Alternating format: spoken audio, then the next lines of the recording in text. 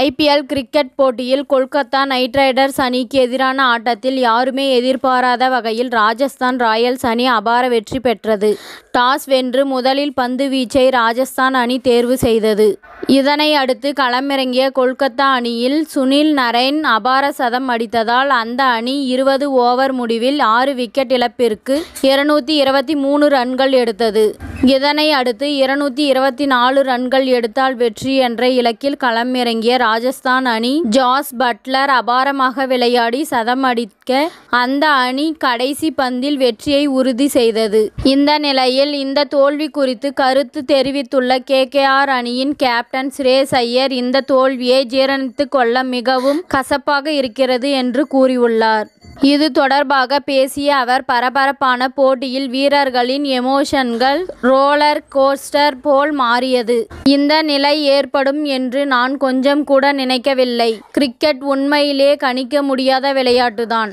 Roman போவெல் அபாரமாக விளையாடி ரன்களை சேர்த்தார். என்ன நடந்தது என்று விவரிக்க மிகவும் கடினமாக இருக்கின்றது. இந்த தோல்வியை ஏற்றுக்கொண்டு அடுத்த போட்டி குறித்து யோசித்து செல்ல வேண்டும் என நினைக்கிறேன்.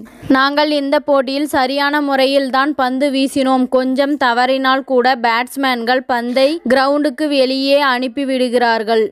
இதுபோல் ஒரு தோல்வி தொடருக்கு ஆரம்பத்திலேயே நடந்திருக்கின்றது.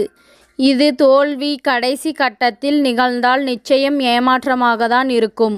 தற்போது முன்பே நடந்துவிட்டதால் எங்கள் அணியில் என்ன பிரச்சனை இருக்கின்றது என்று ஆராய்ந்து மீண்டும் பலமாக வருவதற்கு உதவியாக இருக்கும். சுனில் நரேன் எங்கள் அணியின் சொத்தாக இருக்கிறார். அவர் பேட்டிங்கில் காட்டும் திறன் நிச்சயம் எங்கள் அணிக்கு சாதகமாக இருக்கின்றது. பட்லர் அடிக்கும் விதத்தை பார்த்துவிட்டு வருண் சக்கரவர்த்திக்கு ஓவர் கொடுக்கலாம் என்று நினைத்தேன். ஆனால் அதையும் அவர் அடித்து நொறுக்கிவிட்டார். இந்த தோல்வியை ஜீரணிக்க கொஞ்சம் நேரம் ஆகும் என நினைக்கிறேன். தற்போது எதையும் பற்றி கவலைப்படாமல் ரிலாக்ஸாக இருந்து மீண்டும் உத்வேகத்துடன் விளையாட வேண்டும்.